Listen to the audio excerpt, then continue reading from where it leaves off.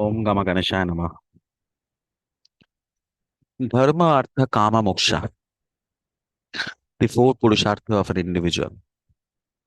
Artha is related to Ortho in Bengali or in Hindi, which is also related to money, prosperity. But in actual sense, it has a deeper meaning because Sanskrit is very tough to explain in English or in any other language. Artha is actually the word artha resembles with something which is meaningful. So the meaningful assets, the meaningful wealth, the meaningful corpus which a person can generate in this life, a meaningful resource which is required to sustain your life is related to the artha or the one of the purpose of our life. In this video, a small portion of the artha trikon, that is the wealth, I will be discussing, and there will be a followed up video after this. This particular video is intended for the understanding the financial strength of an individual, how strong a person can be financially, how rich a person can become. This is regarding to that, and there will be one more video which I will be coming up later. That is regarding the properties, about the assets. So let us start. Wealth and fortune. So, what is the principal promise? In the entire Kalpurush chart, the second house and the 11th house are related to the house of wealth as well as the house of profit, respectively. So, the second house is mainly about the accumulation of wealth. It is a food, it is your kutumbastan. So, basically, it is about the accumulation of your wealth. The wealth, which is if there is no wealth, that second house becomes a maraka, and the 11th house is the house of gains or the profits. If it is out like excessively above your like the requisites, or if it is excessively above the out of control of your, if your desires is only into the gains and monies and profit and all, it can create a badhaka for the kalpurusha as well. But the second house in a nutshell is related to the money, the accumulation of wealth, house of wealth, and the 11th house is related to the house of gains. Other two house is the fifth house, which is related to Purva Punya, and ninth house, which is also related to the Purva Punya or the trinal house. These houses are basically called as Lakshmi Sthana. The Kendras, the 1, 4, 7, 10 of any house is known as the Narayan Sthan, as well as the 1, 5, 9s are known as the Lakshmi Sthan. So the second, 11th, 5th, and ninth, and of course the Lagna Lord. Sorry, these are the five matters which are very important. And the Karaka of wealth is Jupiter. Prospective Jupiter in the 11th house is a massive wealth indication in a chart. And Venus is related to luxuries. So it is like that. So Venus in today's context in Kali Yoga, Venus and Jupiter both has to be strong. Venus has to be definitely strong, or I will show what are the sutrams mentioned in the classics, which are very much relevant with any rich person. If whoever you see the chart, you will find these combinations. What what we need to understand, that we are going to discuss from this video. Now, the meaningful wealth can be broadly classified into the accumulation of financial, Lakshmi, knowledge, Shri, love, health, and freedom from bondages, which are of a use to a meaningful cause, value, development to a society. So this is the Artha actually, which I wanted to reiterate. Even in the Kalpurush chart, if you see like the one which start with the Aries and end up with Pisces, in the 11th house, there is the Kalpurush who has a pot. And out of the pot, the water is flowing out. Actually, he's giving away whatever he has accumulated throughout the journey from the first house till the 10th house. Whatever accumulation he has done, he is eventually giving back to the society. It is more of a humanitarian sign. It is more of a cause, purpose. So he's giving back to the society, and finally he's getting himself free from all the bondages, and then he's moving to the house of Pisces for the final emancipation. So this is also given in the Kalpurush. If you understand the sign symbols, you will understand the very purpose of each signs, and whichever house, like in Aquarius, say a person who has an Aquarius in the 11th house will have the desires related to the 11th house. If a person has got Aquarius in the 7th house, like for a Leo, he will have a desire related to the seventh. This the spouse factor. If someone has an Aquarius in the 4th house, he will have a desire related to the properties in the 4th house. So like that. So that particular sign, if it can be, it is if it is well poised, if it is well aspected, then it will be more of a humanitarian cause. Imagine the example of Sri Ratan Tata, such a great person, such a wealthy person, such a knowledgeable and educated, and he's the it's a kind of a modern days sannyasi Raja. Whatever he has earned, he has given back to the society, and he will be remembered like in the pages of history, like J.R.D. Tata. So like that. So basically, that is the guna of the Kalpurusha, which the particular Parashara has mentioned in the, like, should be the purpose of the life. Dharma, Artha, Kama, Moksha. All the four has to. We have to undergo all the four purpose of our life. Then only we can get the final, which is a moksha, in terms of the liberation. Okay, now let us start. Sutrams. If the Lord of the second is in the own house, or in the Kendra, or in the Trikona, that means the second Lord in the own house, in the second house, or the Kendra 14710, or Trikona 159, and also the 11th house in his own house, exalted, trines, Kendra, or trine to the second Lord, that confers a huge wealth. That means if the second Lord, if it is based in the Kendra, and the trinal Lord and the 11th Lord is based trine to that particular placement of the second Lord, or else it is based in the trines, then it is said that it is expected that this person is going to do up, it's going to be immensely rich in terms of making his financial growth. uh, Secondly, if Jupiter and Venus are strong in the chart, along with these combination, you have to see the Karakas. If Jupiter and Venus are strong in the chart, if Jupiter is aspecting Venus in the chart, if benefics are placed in the second house of the chart, if 11th house has got Jupiter in the chart, then these combination is certainly is going to give you a strong wealth. So that means two things you need to check: where the second lord is based, if the second lord has got a benefic aspect on it or not. The best place to be is the Kendra and the Trikon for the second lord. Similarly, a second lord, if it is exalted, a second lord, if it is in the own house, a second lord, if it is very strong, then this person will be responsible and will be taking care and giving foods to many people. Many people will be dependent on him. He will be providing the food. He will be the source of income. He will be a very responsible person. So a second lord exalted in the 10th house, he will be kind of a humanitarian. He will be kind of a big person, like a a Mahapurush kind of a person who will be giving foods to many people, that kind of a person. So that is there. So a second lord placed in the Kendra or a Trikon, the 11th lord placed in the Kendra or Trikon, or trine to the second lord it is based, and Jupiter and Venus are connected towards each other. Jupiter and Venus are both strong, or there is a benefics in the second house, or there are benefics in the 11th house. Like Jupiter is there in the 11th house. This certainly will ensure that this person is going to be immensely rich. The second sutra: the exchange of the second lord and the 11th lord and Jupiter in the 11th house confers huge wealth. This particular sutrams is also related to the fortune after marriage. So it is said that after the marriage, those who has got this combination where the second lord has come to the 11th house and the 11th house has gone to the second house, so there is a parivartana yoga between the second lord and the 11th lord. These type of person also grows after the marriage, and it is also a very big yoga. Always remember Jupiter in the 11th house. Jupiter in the 11th house is always a significator of huge wealth. Third, The hora of the moon, apart from the D1 chart, there is a D2 chart, the hora chart.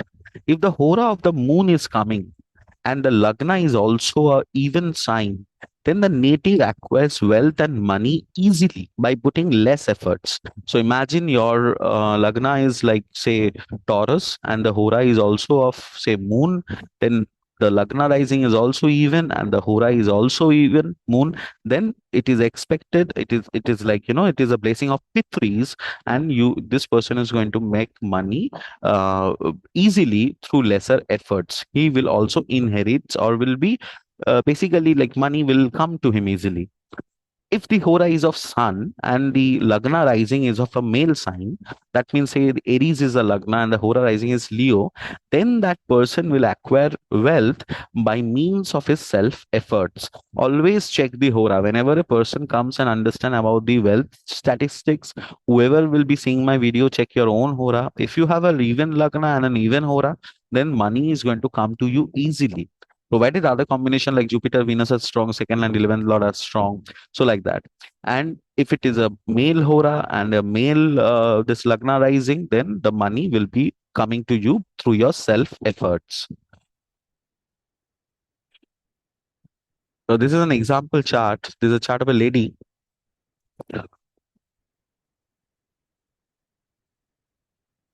You see, the second house has got a benefic placed Mercury.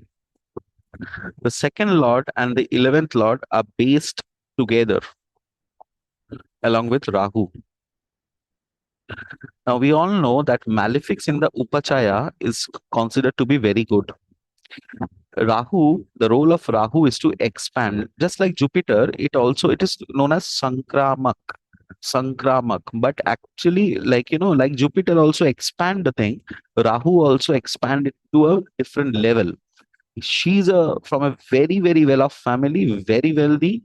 And as we see, the second lord has come to the 11th house, and with the 11th lord, and Rahu is further expanding this combination, and Venus in the 12th house shows comfort and luxuries in the life. So, so this person is extremely rich, that we can see from the particular chart. Now, coming to the Nari Sutrams, if the 11th from the Venus, if the 11th from the Venus is a friendly planet or a strong planet in own sign or exaltation, and if the 11th from the Venus has not gone to Dushtana from Venus, then the native will enjoy money. So by this I mean that the you see why this person, again I'm going back to this chart. First of all, here we see the second lord has gone to the 11th house with the 11th lord, and Rahu is further expanding. So Saturn own house and Mars is exalted. So you see the dignified, both the planets are getting dignified here. Means, and when malefics are based in the 11th house, it is like countless money. And so it is a dignified placement of Saturn and Mars with Rahu. Although this is going to give some physical ailments and something like that, but this is a tremendous yoga for richness. Further, you see Jupiter, the Karak of wealth, and Venus, the Karak of luxury. Jupiter is aspecting Venus. That we can see. Jupiter is here aspecting particularly Venus. So now the Sutrams, the Nari Sutram says, now see, we are matching from both the thing. The 11th from the Venus. So here the 11th from the Venus is Jupiter. See, here is Venus. So the 11th from the Venus is Jupiter. This Jupiter, if it is placed, if it is well placed, like, here we see it is placed in the Kendra, and it is placed trine to the Venus. It is placed trine to the Venus. So that means the 11th Lord has come to 5th house of Venus and further aspecting Venus. Jupiter aspecting own sign as well. So it is said that this particular combination will show that this person is going to enjoy his money. What if this Jupiter would have gone to, say, a 6th house from Venus? If from Venus, this is the 5th house. From Venus, this is the 6th house. This is the 8th house. So imagine Jupiter instead of here, if it was here, or if it was, say, here, then although this person could have make money but may not be enjoying his money. So there is a one thing called enjoyment of money, and there is one thing of, like, accumulation of only money. So it is not like that. So basically, this person not only going to earn, as the second lord has gone to the 11th house, so that means profit and the wealth both are connected, a benefic in the second house, as well as from the Venus.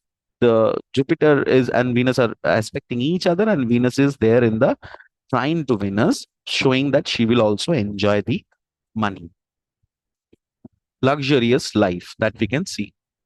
And always remember that the Lagna Lord has to be strong. The Lagna Lord and the moon has to be strong. That is a mandatory for any chart analysis. If the Lagna Lord is not strong, nothing will happen. Always remember the Lagna Lord has to be strong. Now let us discuss about few indicators of extreme riches. In this condition, we have to understand. See, these are the condition which we will now understand regarding Nadi astrology. How to understand from a chart that this person is going to be tremendously rich.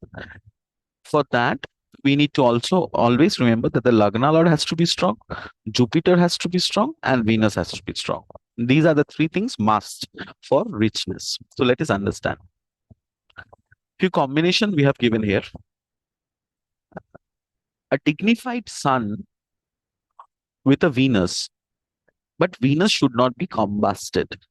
So that means an exalted Sun and Venus and aspected by Jupiter, this gives tremendous wealth. Whenever, remember, Sun and Venus are together in the chart and Sun is in a good position or Sun is in a good Rashi, then it is going to give, it is first of all going to make the father very rich. This kind of person will be very like, luxury oriented. They will be having all the iPhones and the, the flashy cars and those kind of branded clothes and everything. They will be into so-called show-offs, but they will be actually very rich. So, and further, if Jupiter is aspecting, then it is like, they will be having flashy, huge properties, modern amenities, and like, this best designers, like clothes and like that. So a dignified sun with a Venus, where Venus should not be combusted, and Jupiter aspecting the particular combination, then this will give a tremendous money in the chart. That shows that the father of the individual is a very rich person, or this person is going to be very rich depending on the chart. The second is Venus and Rahu. Here you need to understand that the Venus degree should be higher than Rahu. That means if Venus is say 20 degree, Rahu should be 5 degree. But it should not be that Rahu is 20 degree and Venus is 15 degree.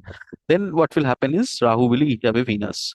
If Venus is higher degree than Rahu, then obviously Venus is a karaka of luxuries and Rahu is expansion. So expansive luxuries. This combination will give Venus and Mercury, or Venus, Mercury, Rahu, aspected by Jupiter. If Venus and Mercury are together in Nadi, this is known as Lakshmi Narayan Yoga.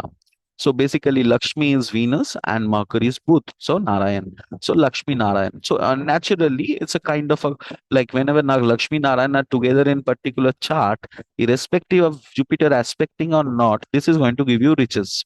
So whoever has got the Venus and the Mercury together in a well placed situation, or when like, also the Lagna Lord is strong, Jupiter is strong, like that, and Venus and Mercury are also strong, suddenly this is going to give you all type of riches, like knowledge, money, fame, name, and usually I have seen this type of person has got multiple properties. There also I have seen people like, dealing with hotel business, people dealing with guest house business, people are having guest houses, people are having schools with this type of combinations. So Venus and Mercury together, or Venus Lakshmi Narayan Yoga, or Venus Mercury and Rahu aspected by Jupiter, this gives huge money, huge properties, and a very good combination, Venus and Mercury together, or Venus Mercury and Rahu aspected by Jupiter. Then the Saraswati Yoga, Venus, Mercury, and Jupiter.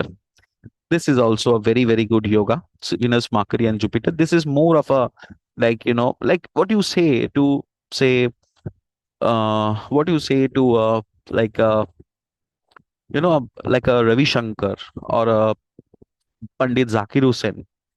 You don't consider Pandit Zakir Hussain or Ravi Shankar to be the like on based on riches. They are like the the person who are like famous for their like skills and everything. They are honored like anything, and money is a byproduct given to them. That is but obvious that will be always there, but they are considered in some different league altogether because of their excessively beautiful skills. So if a person has got Venus, Mercury, Jupiter and all in a strong way in a very beautiful house, then certainly this shows that this person has got an artistic bent, very knowledgeable. If the sun is there, then it is like this type of person will qualify big examination like the IAS and those kind of thing. So this gives name, fame, riches, and everything in life if these combinations are there. Then comes the Padma Yoga. In Nadi, Venus is considered to be as lotus. Moon is considered as a water tattva. Ketu is considered to be the root of the lotus. And Mercury is the daldal or mud. So it is like this. So this is Venus. This is the lotus top. This particular root is known as Mula or Ketu. This is the Daldal and water. So Daldal is Earth Tattva is Mercury, and water is Moon. So when if the combination of a Venus, Moon, Ketu, and Mercury are together, aspected by a Jupiter in the water sign or the Venus sign or Aries. Remember the signs, the water signs or the Venus signs or Aries.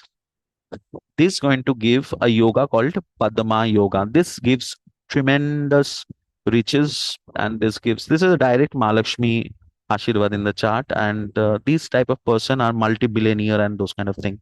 So I'll just show you one example of this.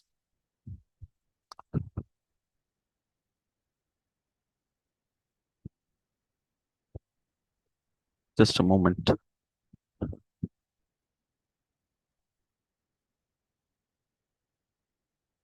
Yeah. So this is Mukesh Ambani.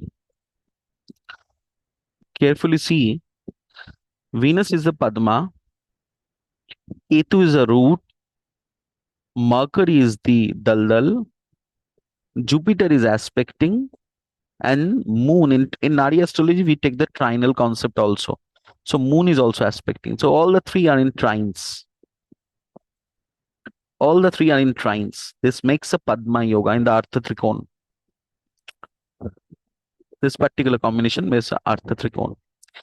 Further, if you see, like the second lord is there in the 10th house. That means this person will be like taking care of many person, and the 11th lord has gone to the 6th house but in trine to the second lord. So as per the sutrams, this person is going to be very rich.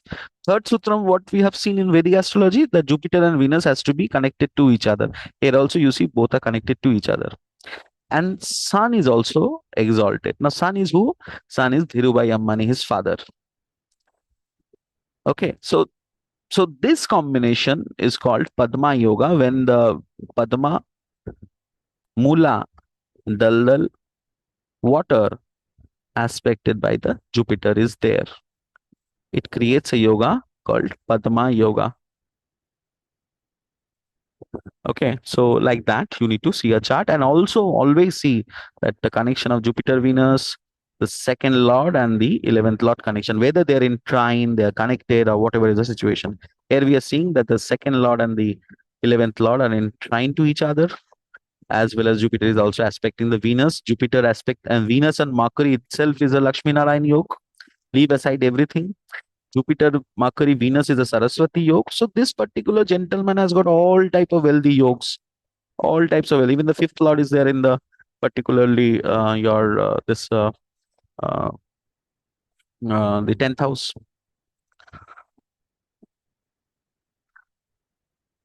One more yoga is Venus and Saturn together. In Kalpurush, if you see, the second house is Taurus and the 11th house is Aquarius. So that means on any yoga, Venus and Saturn is also a Raj yoga in terms of wealth. So if you have a strong Jupiter in the chart and Venus and Saturn together in the chart, especially for a female Jataka, I have always seen the female to be a working lady, and they have an expensive quarters or flats or an apartment. They stay in an apartment. This is a money they build over the course of years. Venus Saturn is not going to give you money immediately, but over the course of years, this is going to build up, and they will be having assets and everything. Whatever Saturn gives in your life, those are permanent. So these type of person will have expensive servants, expensive, like, they will have multiple servants, because Saturn is a karak of servant and Venus is expense. So expensive servant, and wealth, and money and everything will happen due to the work, because Saturn is karma and Venus is money. But in a course of time it will happen, because Saturn is also the karak of delay. So that is going to be there. But if it is an exalted sign like Libra, like Libra Venus and Libra Saturn aspected by Jupiter, certainly very good. But if it is a Capricorn Saturn and Capricorn Venus, it will take some time. It's like that. You need to understand in a holistic perspective. One more yoga is Maharaja Yoga. This is a Chandrakala Nari Yoga. If an exalted planet is based with a debilitated planet without the dispositor, then it creates a yoga called Maharaja Yoga. So it's like Jupiter exalted. And now I'll show the final chart of the day. So this is Queen Elizabeth's chart. What is Maharaja Yoga? See, Jupiter is debilitated and with Mars, who is exalted. So this yoga says if an exalted planet is with a debilitated planet without the dispositor, here Saturn is not there. Without the dispositor, Saturn is not there. So Jupiter and Mars together and exalted with a debilitated without the particular the dispositor, it creates a yoga called uh, Maharaja Yoga. In Queen Elizabeth's chart, also you see the second house had got a benefic based Venus.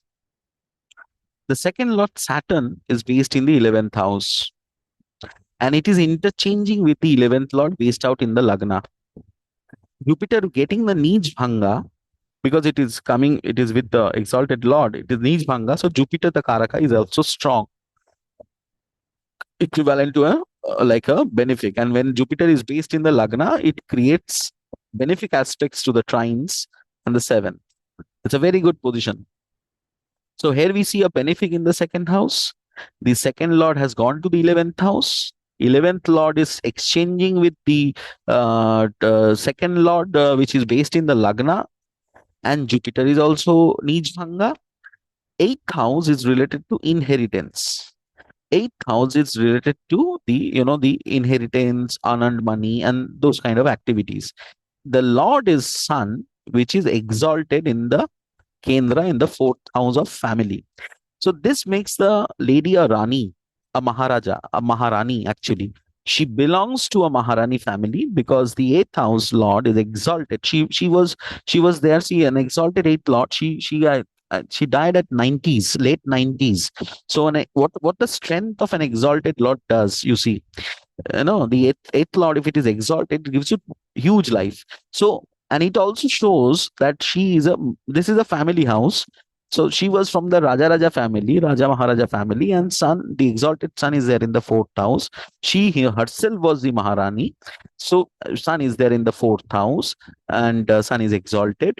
And this is a wonderful yoga. And also Venus is aspected by Rahu. Venus and Rahu combination gives tremendous wealth. So that is also there. So this combination makes Queen Elizabeth. And also, that's the reason why she could amaze with such wealth, and she was born with such wealth in her lifetime. So in that sense, always see a chart, see the second lord, see the 11th lord, see the fifth lord and the ninth lord. The placement of the second and the 11th lord should be in the Kendra of the Trikon, and they should be connected to each other in the trine, or they should be placed in the trines. And Jupiter has to be strong and aspecting Venus. Venus and Jupiter both has to be strong in the chart. Jupiter in the 11th house is a very, very big indicator about wealth. So check your chart, and also like the Hora Sutrams which I have given, if it is an even Lagna and even Hora, if it is an odd Lagna and odd Hora, it is also showing that this person is going to amaze with wealth.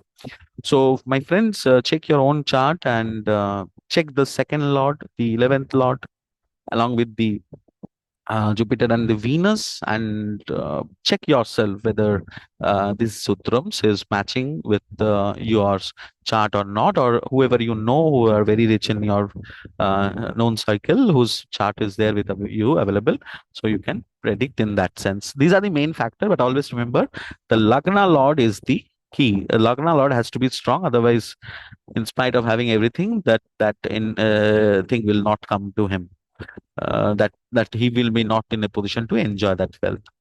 So thank you, my friends, and I will come with a second video about the properties. And if any questions are there, do let me know. Thank you very much.